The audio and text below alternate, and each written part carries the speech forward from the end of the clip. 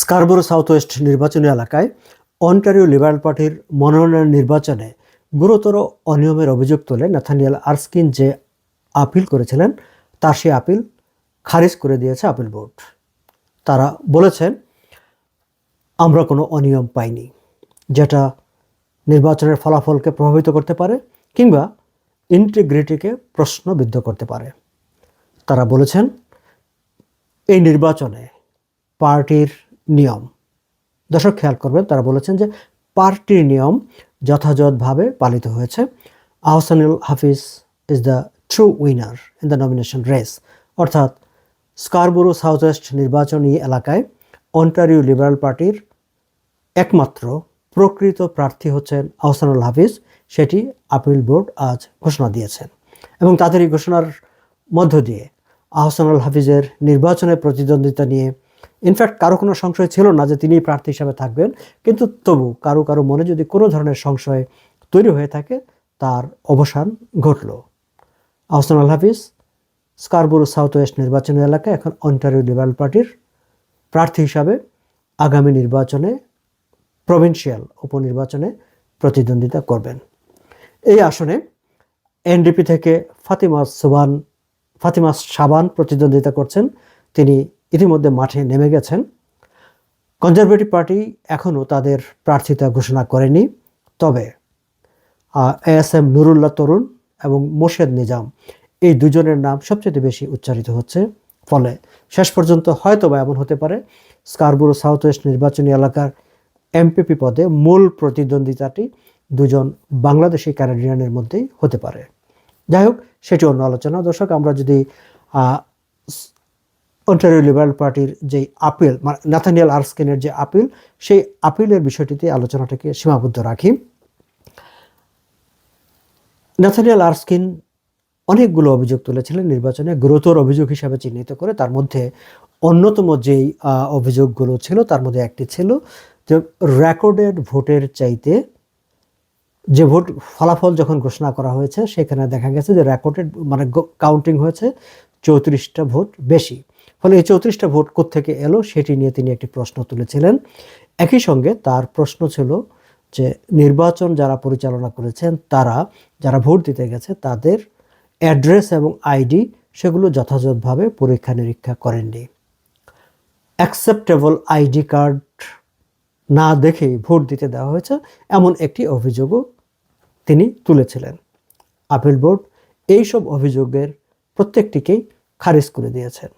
তবে যে 34 ভোটের যে বৈষম্যের প্রশ্নটি নাথানিয়েল আরস্কিন তুলেছিলেন তার একটি ব্যাখ্যা দেওয়া হয়েছে আপিল বোর্ডের সিদ্ধান্তে।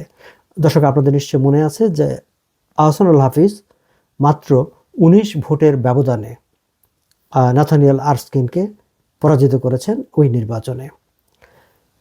আপিল বোর্ডের সিদ্ধান্তে যে 34 ভোটের ব্যাপারে যে ব্যাখ্যাটি দেওয়া হয়েছে, তারা বলছেন যে এই 34টি ভোটের এটি আসলে একটি টেকনিক্যাল এরর।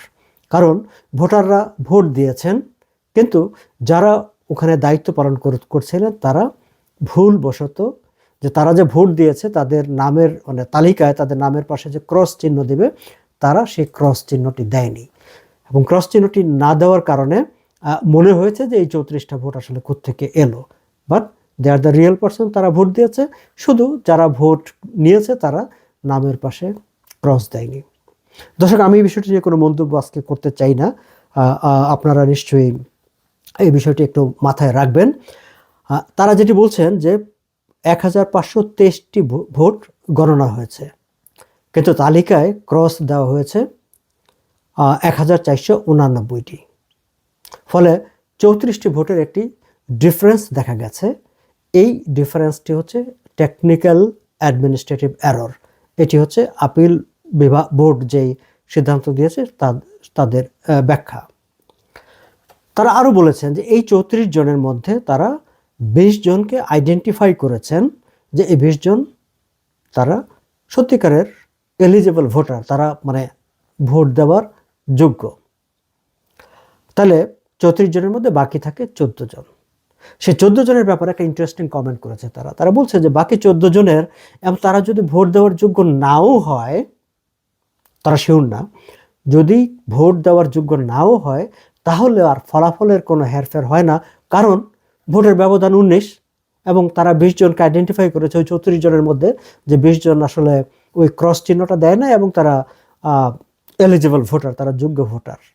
বাকি 14 জন যদি যোগ্য নাও হয় তাতে কিছু যায় আসে না। এখন বাকি 14 জন যোগ্য না হলে ইন্টিগ্রিটির প্রশ্ন আসে কিনা তার সেটি অবশ্য অন্য প্রশ্ন। যাই হোক, ফলে তারা মনে করেছেন যে এই আপিল আর গ্রহণ করার কোনো প্রয়োজন নেই। এর বাইরে সবচেয়ে মজার যে বিষয়টি সেটি হচ্ছে যে আইডি কার্ড। তারা বলছেন, মানে আপিল বোর্ড বলছেন যে হ্যাঁ, অনেকে এটি ঘটেছে যে তারা প্রপার মানে আইডেন্টিফিকেশন দেখাতে পারেনি, তাদের অনেককে ফেরত দেওয়া হয়েছে, তারা আবার ঘুরে এসে প্রপার কাগজপত্র নিয়ে এসে ভোট দিয়েছে, এটি হয়েছে। কিন্তু আইডি কার্ডের ক্ষেত্রে তারা যেটি বলছেন যে সেটি অন্টারিও লিবারেল পার্টি তারা যেটি ভ্যালিড আইডি কার্ড হিসাবে বলেছে তারা সেটি দেখিয়েছে এবং সেটি গ্রহণযোগ্য। এবং এটি বলেছেন যে রিটার্নিং অফিসার তার হচ্ছে সর্বময় ক্ষমতা এই নির্বাচন পরিচালনার ক্ষেত্রে, এবং তিনি এমনকি ভোট চলাকালীন সময়েও যদি সিদ্ধান্ত দেন যে কোনো আইডি কার্ডের পরিবর্তন হবে বা এটি অ্যাকসেপ্টেবল ওইটি acceptable, that is final. So এটি আসলে লিবারেল পার্টির স্ট্যান্ডার্ড, ক্যানাডিয়ান স্ট্যান্ডার্ড না, বা অন্টারিও ইলেকশন কমিটি কিংবা ক্যানাডিয়ান